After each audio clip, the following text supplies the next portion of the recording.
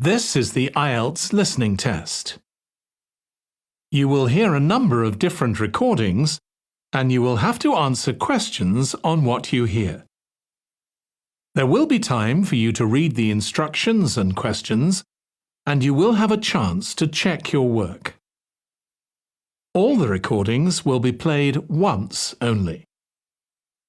The test is in 4 parts. At the end of the test, you will be given 10 minutes to transfer your answers to the answer sheet. Now turn to Part 1.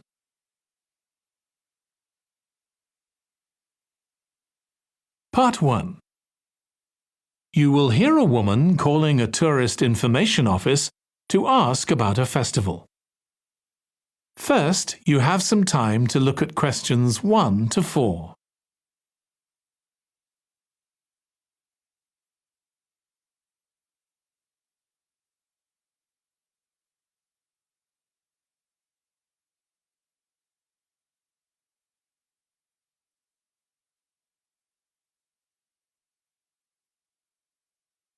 Now listen carefully and answer questions 1 to 4.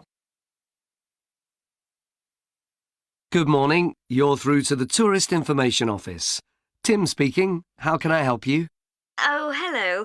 Could you give me some information about next month's festival, please? My family and I will be staying in the town that week. Of course.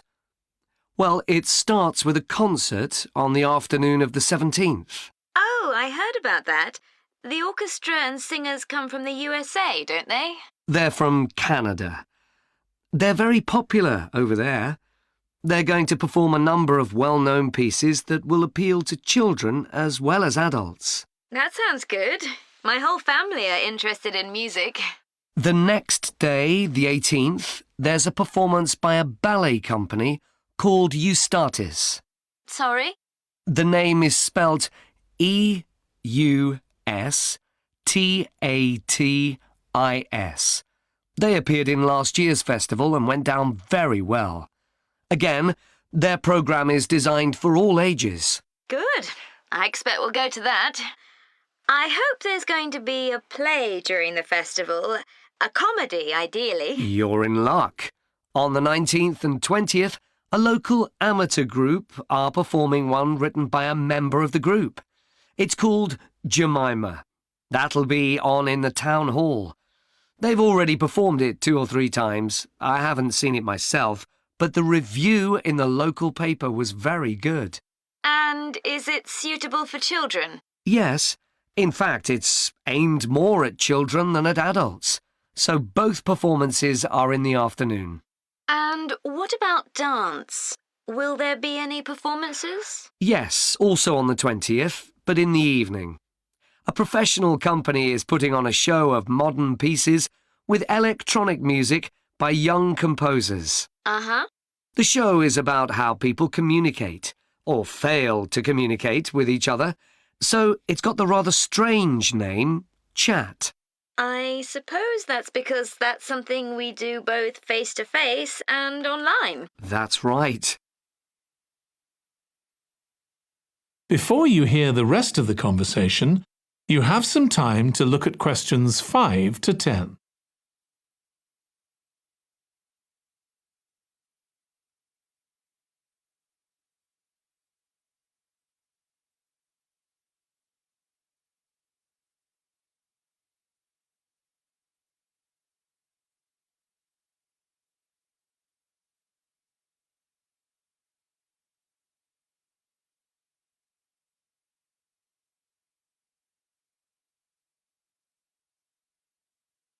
Now listen and answer questions 5 to 10. Now, there are also some workshops and other activities. They'll all take place at least once every day, so everyone who wants to take part will have a chance. Good. We're particularly interested in cookery. You don't happen to have a cookery workshop, do you? We certainly do. It's going to focus on how to make food part of a healthy lifestyle. And it'll show that even sweet things like cakes can contain much less sugar than they usually do. That might be worth going to. We're trying to encourage our children to cook. Another workshop is just for children, and that's on creating posters to reflect the history of the town. The aim is to make children aware of how both the town and people's lives have changed over the centuries. The results will be exhibited in the community centre. Then, the other workshop is in toy making, and that's for adults only. Oh, why's that? Because it involves carpentry. Participants will be making toys out of wood, so there'll be a lot of sharp chisels and other tools around. It makes sense to keep children away from it. Exactly. Now, let me tell you about some of the outdoor activities. There'll be supervised wild swimming. Wild swimming? What's that? It just means swimming in natural waters, rather than a swimming pool. Oh, OK. In a lake, for instance. Yes. There's a beautiful one just outside the town, and that'll be the venue for the swimming. There'll be lifeguards on duty, so it's suitable for all ages. And finally, there'll be a walk in some nearby woods every day. The leader is an expert on insects. He'll show some that live in the woods and how important they are for the environment. So there are going to be all sorts of different things to do during the festival. There certainly are. If you'd like to read about how the preparations for the festival are going, the festival organiser is keeping a blog. Just search online for the festival website, and you'll find it. Well, thank you very much for all the information. You're welcome. Goodbye. Goodbye. That is the end of Part 1. You now have 1 minute to check your answers to Part 1.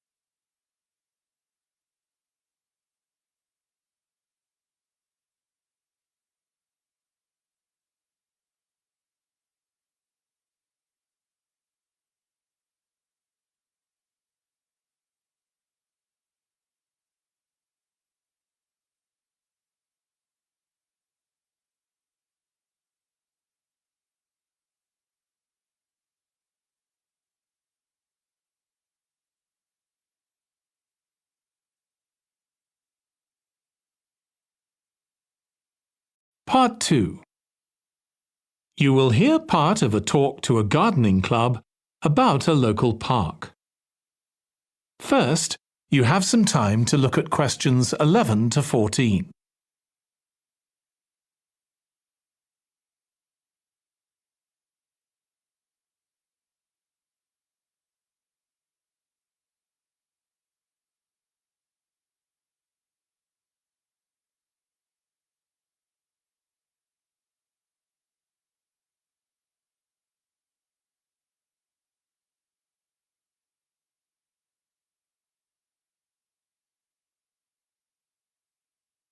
Now listen carefully and answer questions 11 to 14.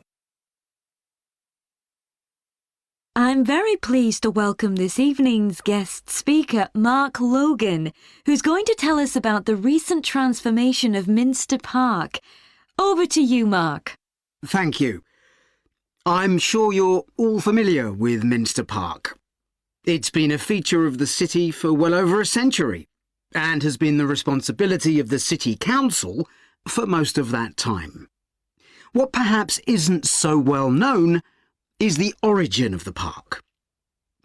Unlike many public parks that started in private ownership, as the garden of a large house, for instance, Minster was some wasteland, which people living nearby started planting with flowers in 1892.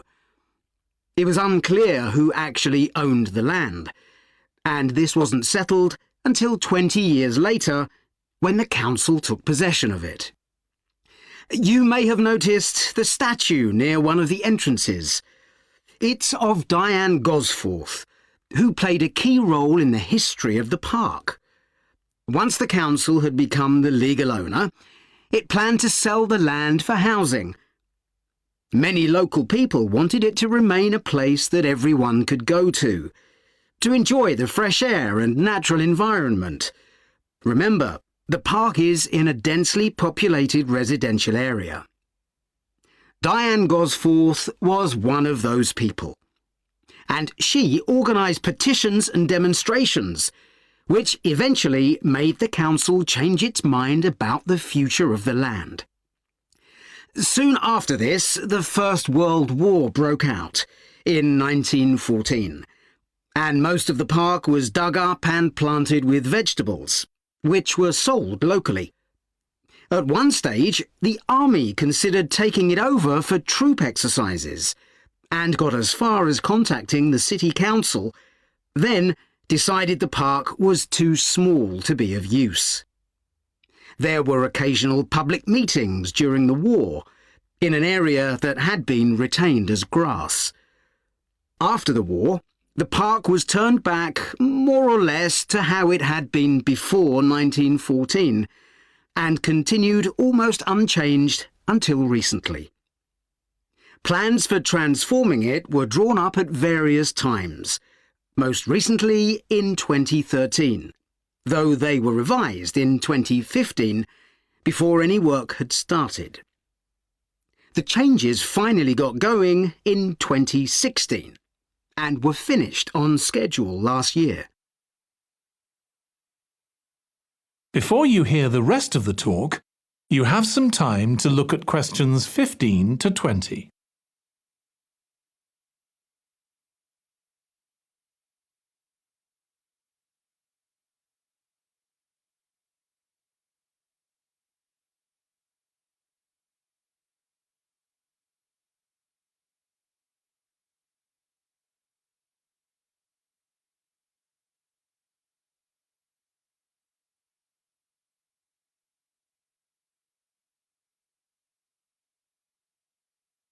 Now listen and answer questions 15 to 20.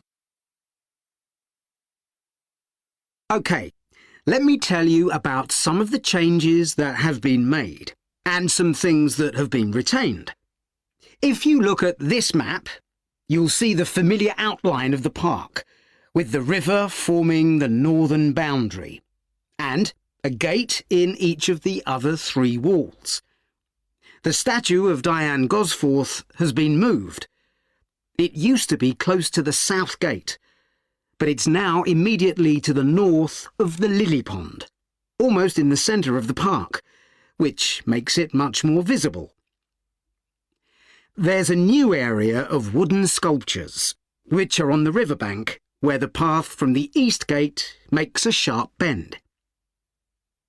There are 2 areas that are particularly intended for children. The playground has been enlarged and improved, and that's between the river and the path that leads from the pond to the river.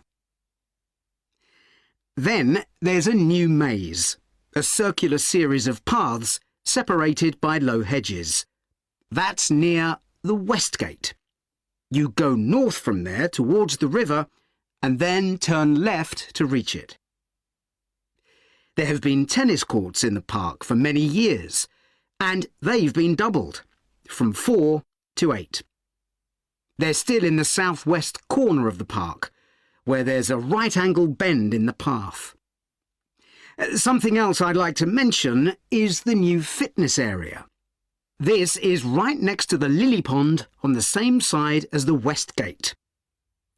Now, as you're all gardeners, I'm sure you'll like to hear about the plants that have been chosen for the park.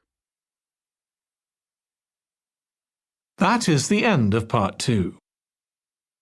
You now have 30 seconds to check your answers to part 2.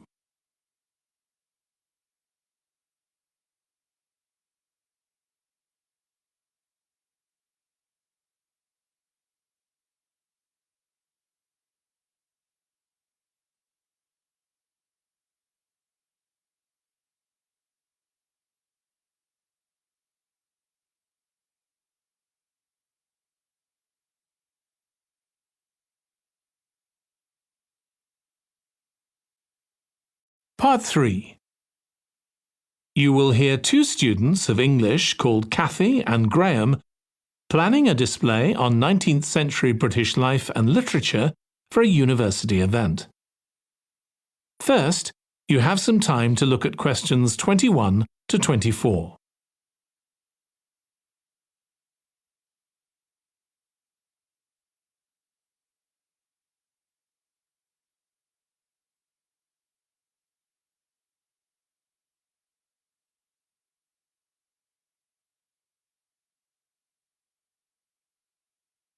Now listen carefully and answer questions 21 to 24. OK, Graham, so let's check we both know what we're supposed to be doing. OK. So, for the university's open day, we have to plan a display on British life and literature in the mid-19th century. That's right. But we'll have some people to help us find the materials and set it up, remember? For the moment, we just need to plan it. Good. So, have you gathered who's expected to come and see the display? Is it for the people studying English or students from other departments? I'm not clear about it. Nor me. That was how it used to be, but it didn't attract many people, so this year it's going to be part of an open day to raise the university's profile. It'll be publicised in the city to encourage people to come and find out something of what goes on here. And it's included in the information that's sent to people who are considering applying to study here next year. Presumably, some current students and lecturers will come? I would imagine so. But we've been told to concentrate on the other categories of people. Right. We don't have to cover the whole range of 19th century literature, do we? No, it's entirely up to us. I suggest just using Charles Dickens. That's a good idea. Most people have heard of him and have probably read some of his novels or seen films based on them. So that's a good lead-in to life in his time. Exactly. And his novels show the awful conditions that most people had to live in, don't they? He wanted to shock people into doing something about it. Did he do any campaigning other than writing? Yes, he campaigned for education and other social reforms and gave talks. But I'm inclined to ignore that and focus on the novels. Yes, I agree.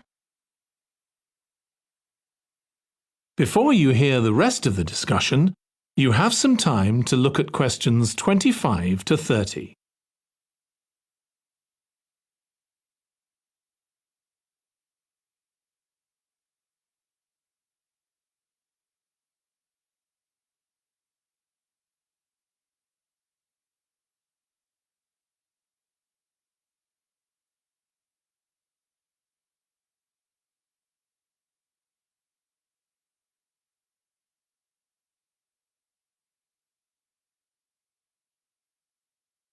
Now listen and answer questions 25 to 30.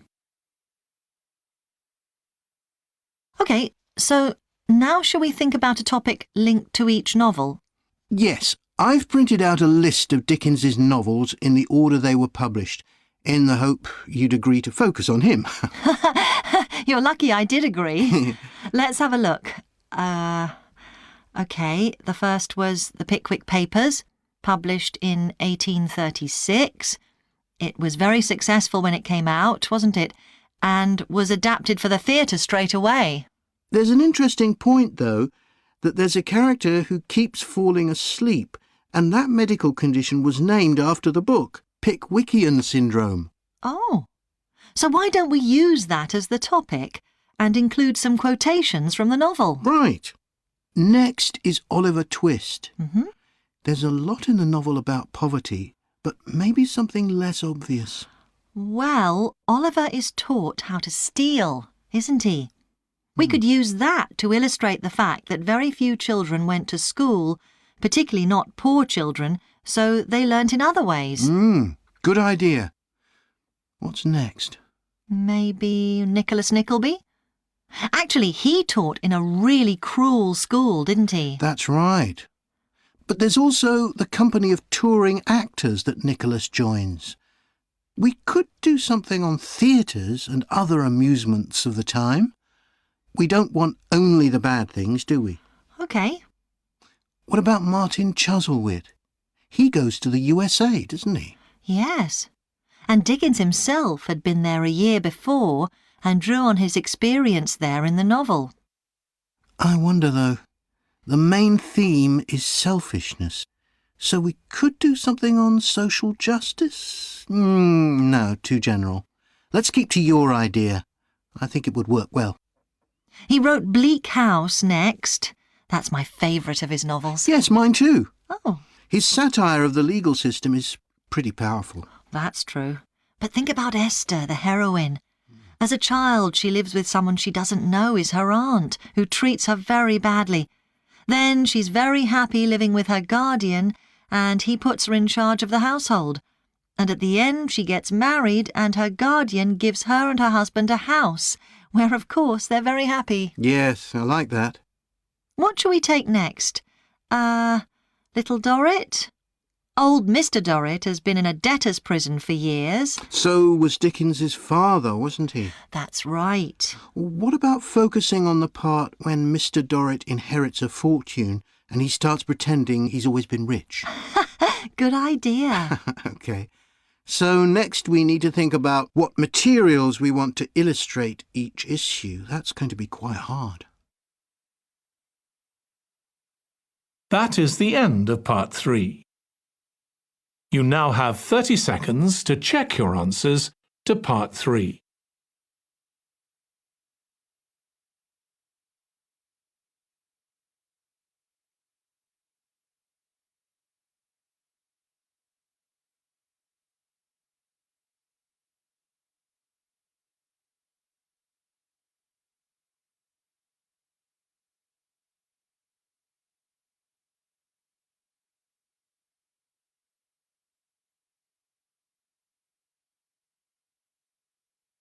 Part 4.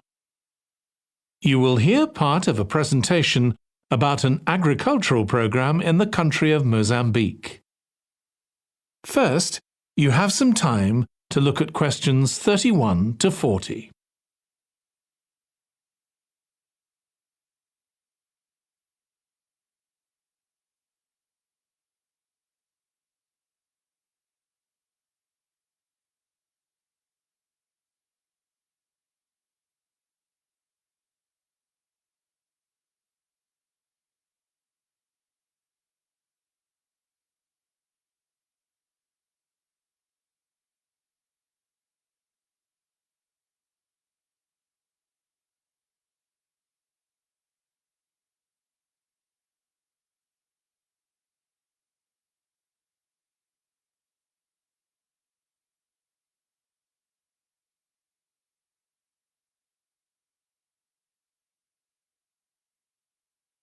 Now listen carefully and answer questions 31 to 40.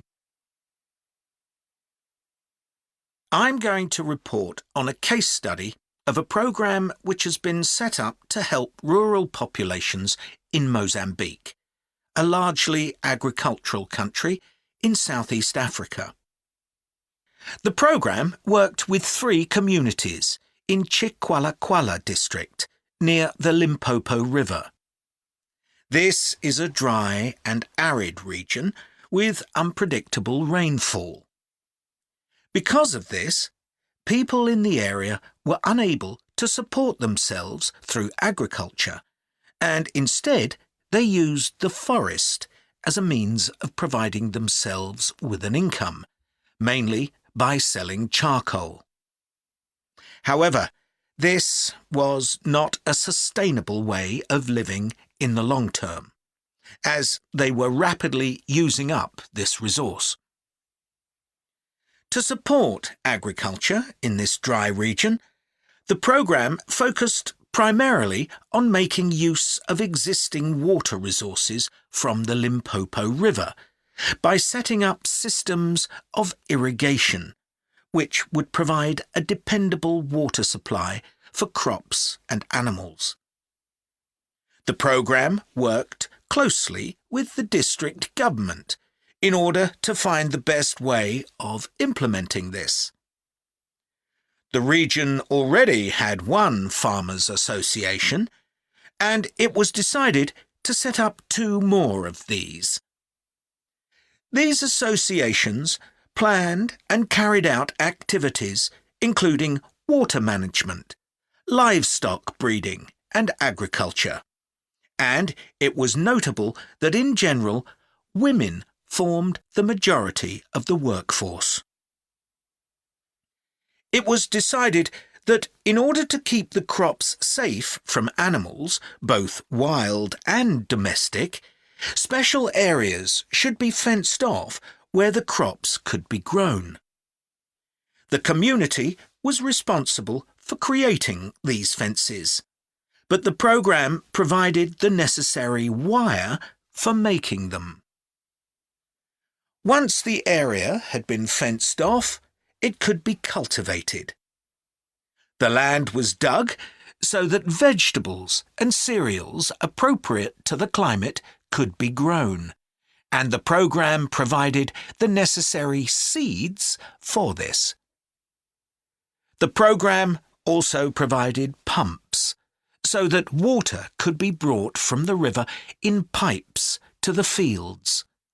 However, the labour was all provided by local people, and they also provided and put up the posts that supported the fences around the fields.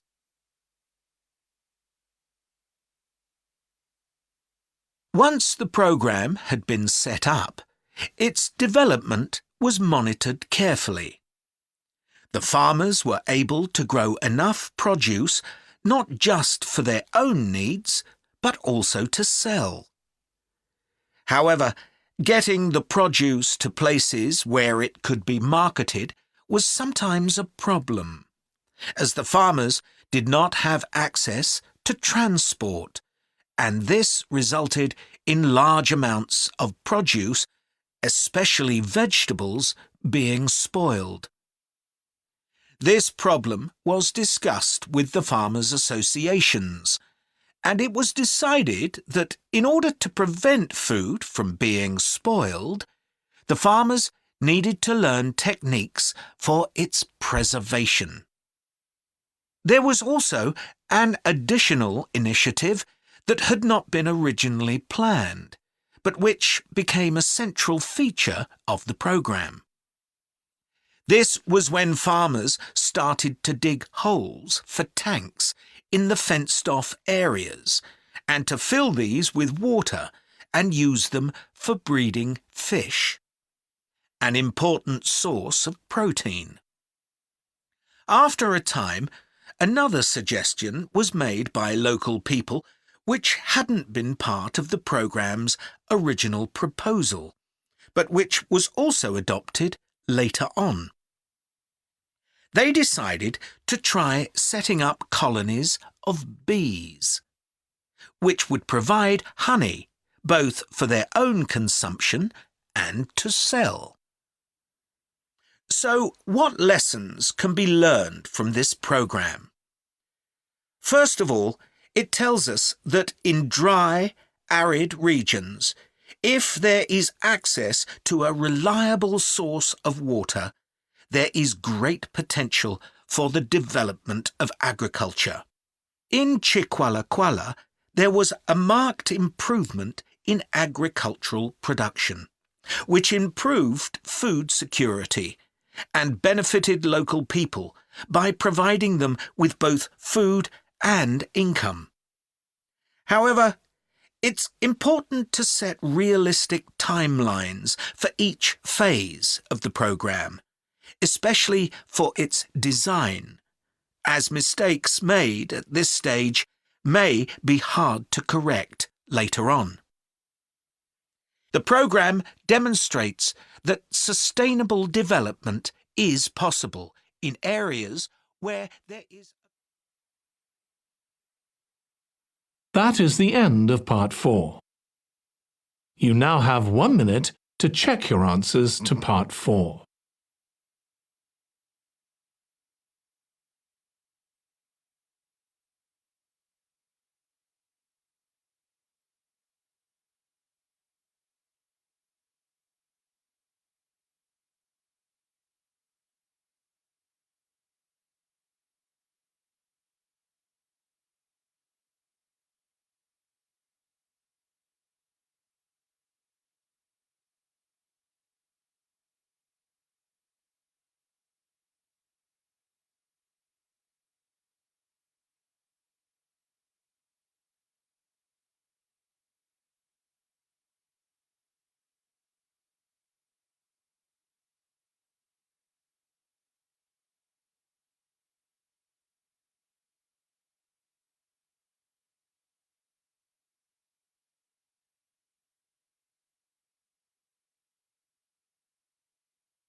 That is the end of the listening test.